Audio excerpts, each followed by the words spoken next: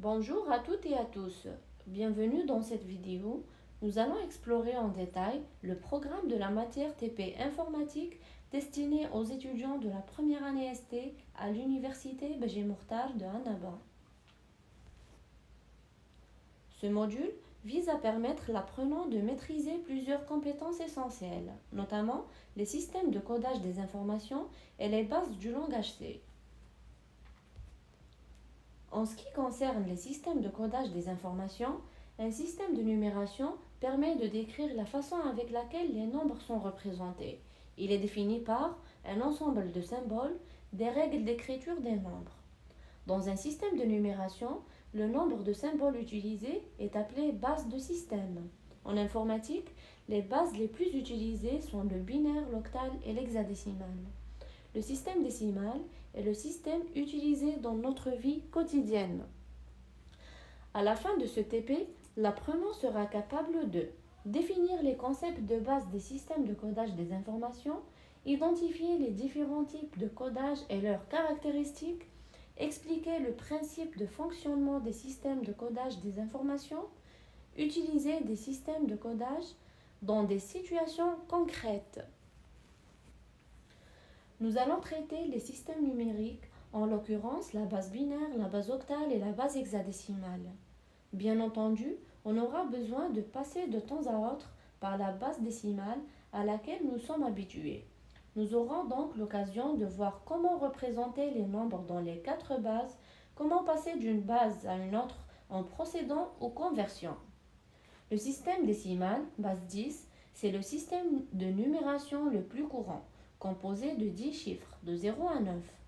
Le système binaire, base 2, utilisé principalement en informatique, ne comprend que deux chiffres, 0 et 1. Le système octal, base 8, utilise les chiffres de 0 à 7. Il est parfois utilisé en informatique pour représenter des groupes de bits.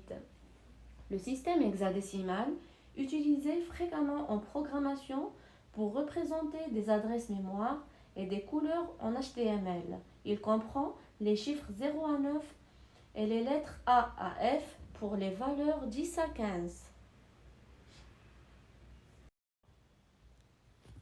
Le transcodage est l'opération qui permet de passer de la représentation d'un nombre dans une base à sa représentation dans une autre base.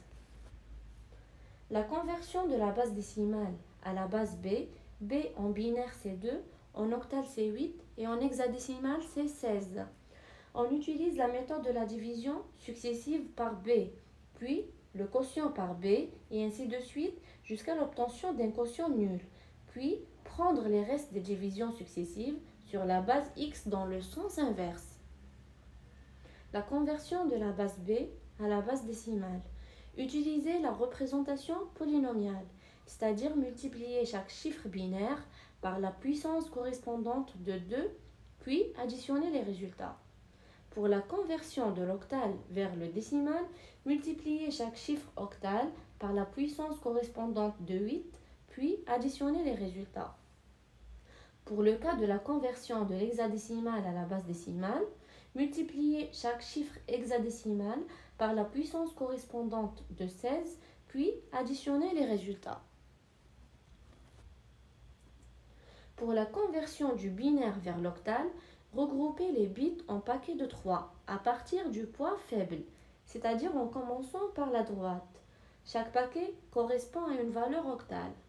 C'est le même cas pour la conversion du binaire vers l'hexadécimal, sauf dans ce cas, regrouper les bits en paquets de 4 à partir du poids faible, et chaque paquet correspond à une valeur hexadécimale. La conversion de l'octal au binaire. Remplacer chaque symbole dans la base octale par sa valeur en binaire sur 3 bits. La conversion de l'hexadécimal au binaire. Remplacer chaque symbole dans la base hexadécimale par sa valeur en binaire sur 4 bits.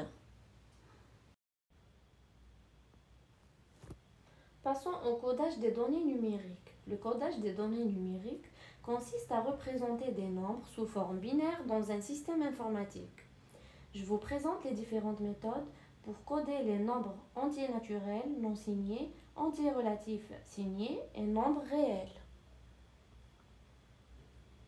Premièrement, le codage des entiers naturels.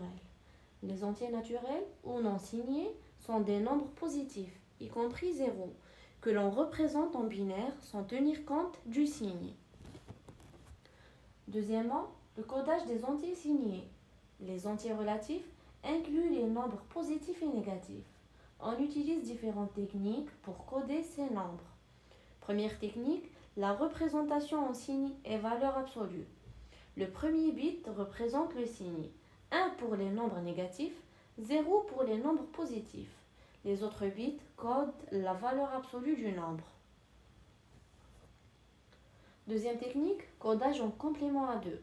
C'est le système le plus utilisé pour représenter les entiers signés, car il simplifie les opérations arithmétiques.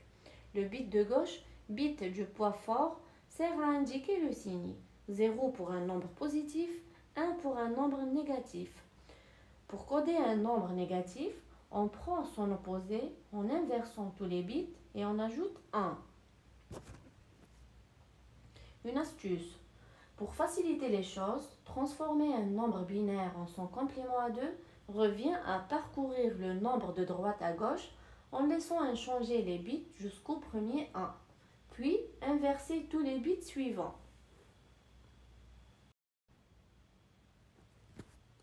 Le codage des nombres réels. Les nombres réels peuvent être représentés sous deux formats, à virgule fixe et à virgule flottante. Le premier format en virgule fixe. Un nombre réel est représenté par une partie entière et une partie fractionnaire séparée par une virgule dont la position est fixe. Le deuxième format en virgule flottante. Un nombre réel est représenté par la formule suivante.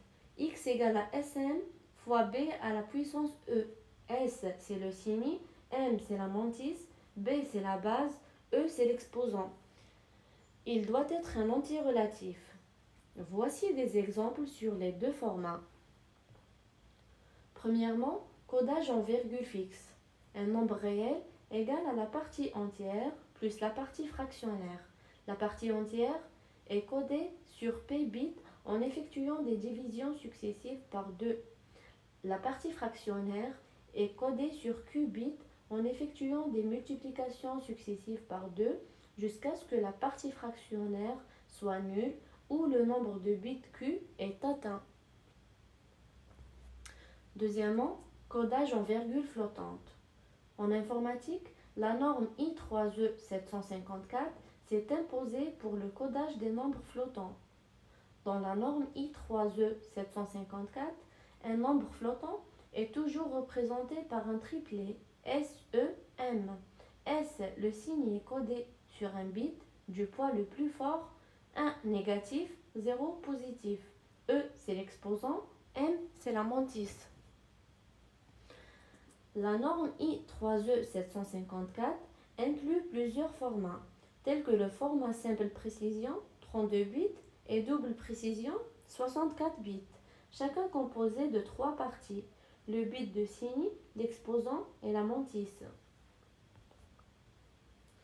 Les étapes du codage I3E 754.